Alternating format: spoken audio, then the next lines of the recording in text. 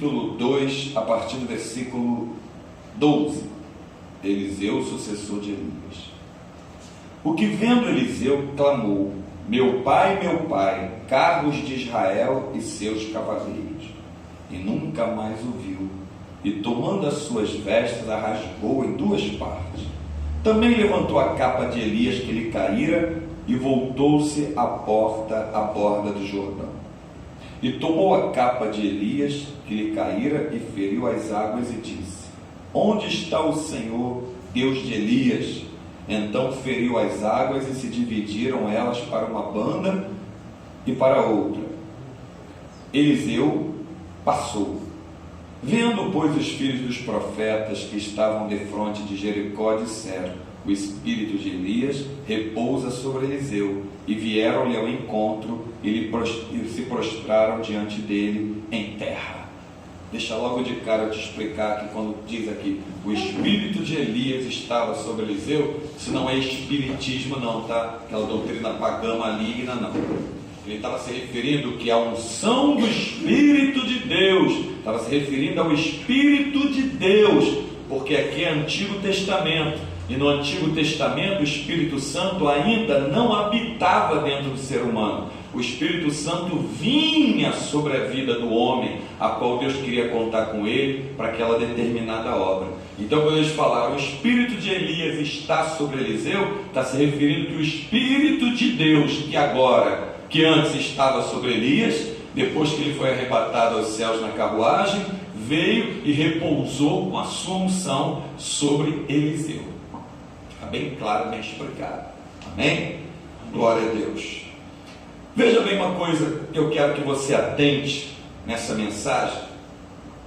Se você tem o capítulo desde o começo, está dizendo capítulo 2, lá no início, Elias é levado ao céu num carro de fogo. Tem versões que dizem que tem o subtítulo uma carruagem de fogo. É a mesma coisa. Repara a diferença dos crentes daquela época para os crentes de hoje. Repara. Aí você vai vendo que às vezes a gente não exagera quando diz que a coisa mais difícil hoje em dia é você encontrar alguém que você possa dar um testemunho.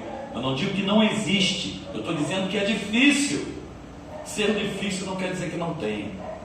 Repara bem, Eliseu estava perseguindo Elias, no bom sentido da palavra, estava seguindo Elias. Aonde ele ia, lá estava Elias. Eliseu, já estava Elias, lá estava Eliseu. Lá vai Elias, lá vai Eliseu. Se tu olhar só, Elias está ali, pode procurar que Eliseu está perto. Por quê? Porque Elias disse para ele que seria arrebatado, tomado dele, mas que lhe concederia antes um pedido. O que tu quer? Aí já começa a primeira diferença entre os crentes do passado e os crentes de hoje. Os crentes de hoje e os crentes do passado. Bom, Elias, diriam os crentes de hoje, né? Analisando a tua vida, cara, eu estou vendo que tu tem uma casa na Barra da Tijuca, um apartamento na Flórida, tem uma frota de carro na garagem, tem bastante dinheiro. Tu está perguntando o que eu quero, né, Elias? Eu quero teus bens, tu vai ser arrebatado, né? Seria esse o pedido dos crentes de hoje, pode ter certeza, pelo menos da grande maioria. Mas olha o pedido de Eliseu: eu quero porção dobrada do Espírito que está sobre você. Meu Deus, sabe o pedido. Elias falou: dura coisa que pediu, mas se você ver, quando eu for arrebatado, será feito. Ah, é? Para estar colado contigo, eu tenho que estar presente na hora que a bênção chegar.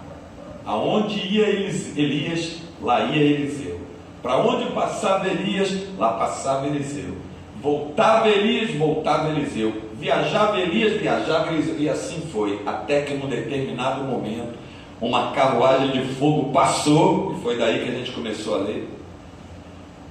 E o que vendo Eliseu clamou: meu pai, carros de Israel e seus cavaleiros, se referindo à carruagem e os anjos que estavam nela. E nunca mais o viu, e nunca mais viu Elias. Tomando as suas vestes, a rasgou. Eliseu rasgou suas próprias vestes, e também levantou a capa de Elias que lhe caíra, soltou na hora que ele foi arrebatado, e voltando-se parou à borda do Jordão. Aí ele toma a capa de Elias, dobra ela, feriu as águas, ainda diz: onde está o Senhor, Deus de Elias? Jordão se abriu e era período de cheia, e ele passou com os pés secos por dentro do Jordão. Os filhos dos profetas que estavam do outro lado da margem, quando viram isso, disseram: o espírito, como eu expliquei aqui no começo da mensagem, o espírito de Elias agora repousa sobre Eliseu. Começaram a seguir ele, se prostraram diante dele, entenderam a autoridade de Deus que estava na vida dele. Quando eu começo a ver as coisas ligadas aos nossos irmãos no passado, é impressionante. Naquela época tinha riqueza? Tinha bens na terra? Tinha conforto? Tinha palácios, tinha conforto, tinha comida sofisticada? Tinha sim. Mas o coração desses homens não estavam nisso. Quantos irmãos nossos abandonaram o conforto de palácio, que vinham de linhagem nobre, para se entregar ao Senhor, para servir a Deus? Eles enxergaram algo maior, a qual eles deveriam buscar e perseguir. Então hoje eu te pergunto, nesses últimos dias, o que tu tem perseguido? O que tu tem buscado? Para quem tu tem olhado? Como é que tem sido as tuas orações? Responda você para você mesmo, porque Deus já sabe o resultado da tua resposta. Glória a Deus. Nós vivemos hoje em dia num mundo tão capitalista, tão terrível, que o dinheiro passa a se tornar tudo na vida da pessoa. Repara bem, até crente tu encontra dinheiro. Você está falando aí, mas sem dinheiro não se faz nada. Para o tipo de crente que se tem hoje em dia e para a vida que se leva, eu vou dizer: parabéns, você está certo. Sem dinheiro você não vai fazer nada. Vamos agora pegar essa mesma frase e aplicar para os nossos irmãos lá no passado. Elias, mais uma vez, período de fome, de seca na terra, Deus mandou ele na casa de uma viúva para ser sustentado por ela. Viúva já era uma situação terrível naquela época, e vai sustentar, não podia nem se sustentar, vai sustentar outra pessoa.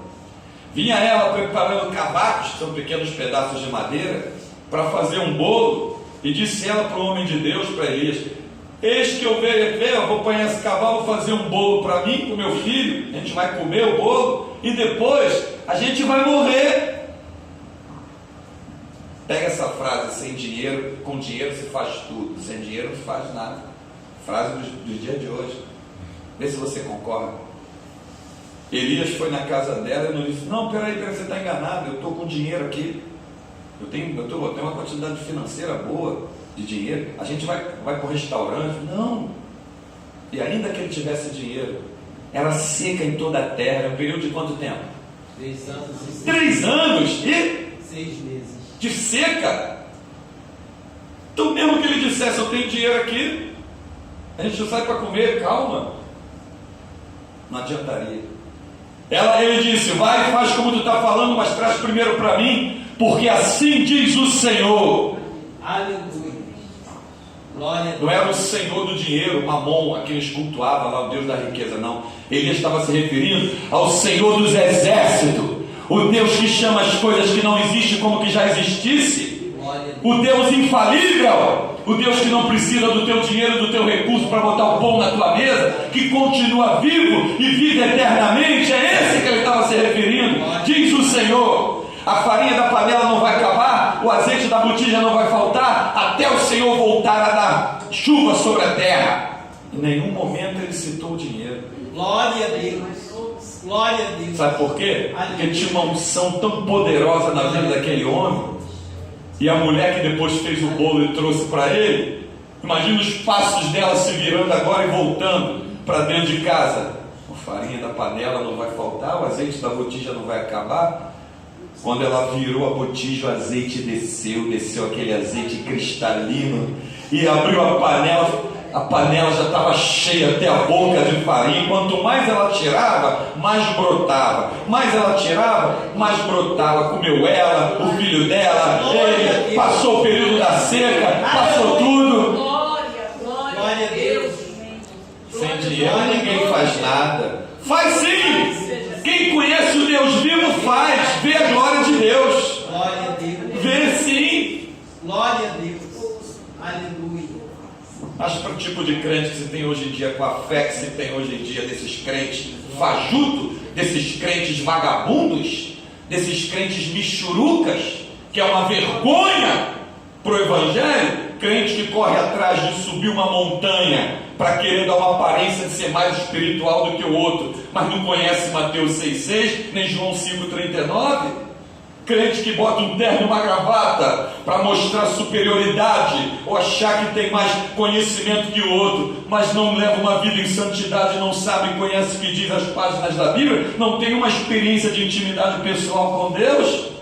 Para esse tipo de crente do dia de hoje é bom eles arrumar bastante dinheiro, porque sem dinheiro não vai arrumar não, hein? Só contar um detalhezinho: dinheiro não cura câncer, senão a mulher do Roberto Carlos não tinha morrido. Dinheiro não cura AIDS, dinheiro não cura, dinheiro não cura depressão. Ele pode comprar remédio para manter a pessoa dopada. Dinheiro não te dá proteção no trânsito, na hora de um acidente fatal, que milhares são vitimados. Dinheiro não impede de avião cair. Dinheiro faz tudo, sem dinheiro ninguém faz nada. Vê bem se essa frase está certa. Não pegue as frases vazias, pagãos dos crentes dos dias de hoje, não todos, porque ainda existem os verdadeiros, e queira aplicar como palavreado na tua boca, que está errado. Guarda bem o que estou te dizendo. Elias olhou para aquela mulher e falou: vai lá, a farinha da panela não vai acabar. Elias, tu não ouviu ela falar não? Que ela ia pegar um pouco de farinha, um pouco de azeite, ia fazer um bolo e depois ia morrer porque acabou? Não, mas volta lá que não vai acabar. Vê lá. Imagina aquela mulher voltando e a tampa da panela já está estufada, de tanta farinha lá dentro, e a botija do azeite agora já estava pesada, o azeite já estava transbordando aí, e eles comeram durante anos, e a glória de Deus se manifestou. Por quê? Porque o homem de Deus, cheio do Espírito de Deus, foi enviado por Deus. Aleluia. Foi enviado por Deus para ser sustentado pela vida. Veja como o Senhor é Deus. Então veja só o desejo, a ambição que tinha Eliseu. Tinha ambição pelas coisas do alto. Eu quero porção dobrada do Espírito que está sobre você. Veja o desejo e a ambição dos crentes no dia de hoje. Eu estou precisando de um carro novo, porque meu carro está velho. Meu carro é 2017, gente. Está velho já. Eu estou precisando de uma casa, mas com 5 quartos. Eu durmo em um, mas eu quero com 5.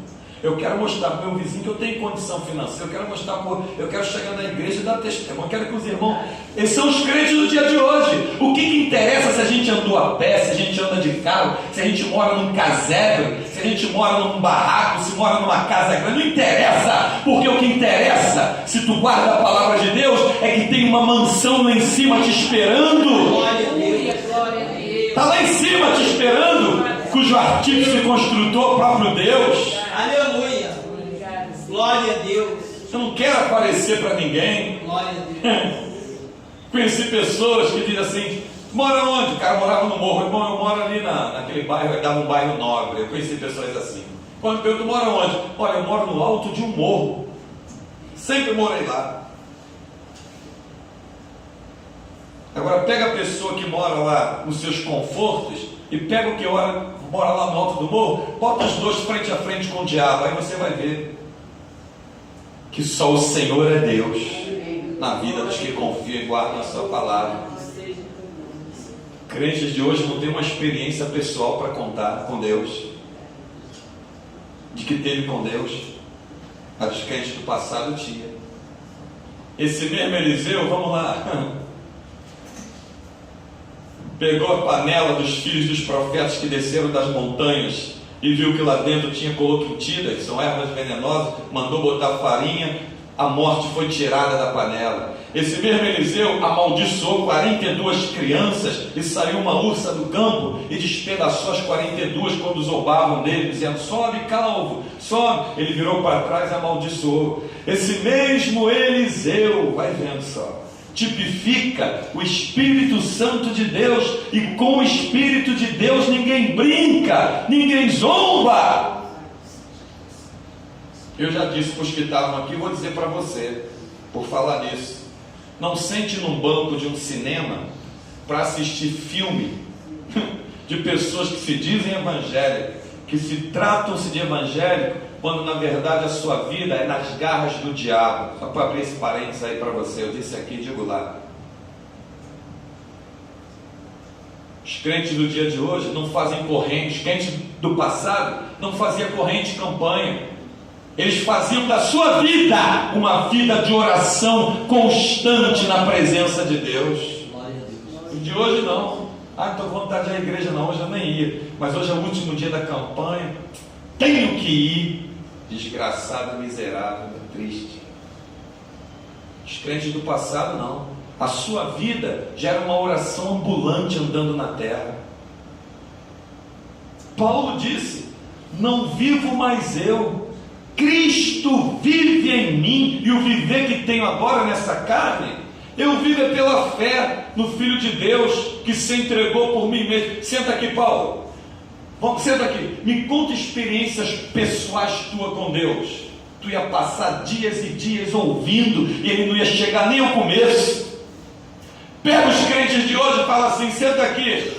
Ou da corrente, ou da campanha, dos objetos ungidos, senta aqui, me conta uma experiência pessoal, particular contigo. Não tem nada. Me fala um texto da Bíblia. Não.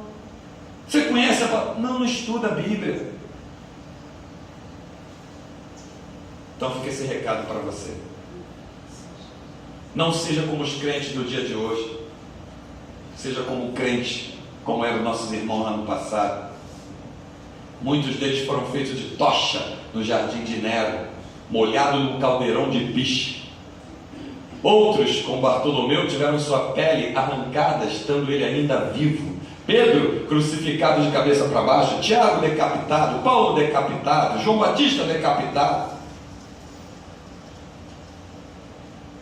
Outros, jogados na arena para ser comido pelos tigres. Outros iam sendo perseguidos pelos cães no meio de floresta. Vestiam eles com pele de ovelhas, para os cães se atraídos pelo cheiro. Estou olhando para a vida desses homens, e olhando para a vida dessa raça que se diz crente nos dias de hoje. Tu tem que botar o teu joelho no chão e dizer: Jesus, tem piedade de mim, eu preciso me converter. Tem misericórdia de mim, Jesus. Não te sirvo como tu é digno de ser servido. Tem piedade de mim. Eu me envergonho dessa geração. É uma vergonha. Amantes de si mesmo.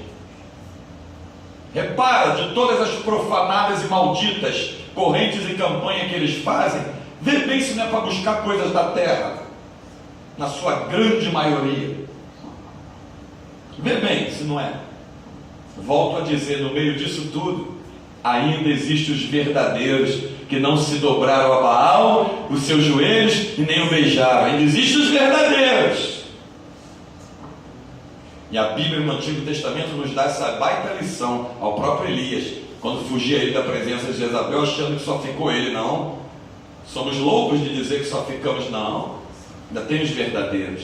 Ainda tem por aí homens e mulheres de valores, que amam a palavra de Deus e não abrem mão dela, e que estão dispostos a ir até a morte.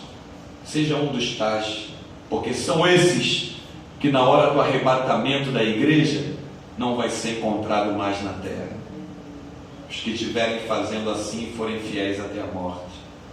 Então que o Espírito de Deus abençoe a tua vida com essa palavra, e que você faça uma reflexão dentro de você.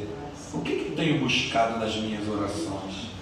Como é que tem sido as minhas orações? Como é que tem sido o meu desejo? Que o nosso desejo seja segundo o desejo do coração de Deus, para que o nome dele seja glorificado. Amém. Porque sem ele nada podemos fazer. Que o Senhor nos alimente, nos abençoe com essa palavra, e ele seja toda a glória. Amém. Glória a Deus.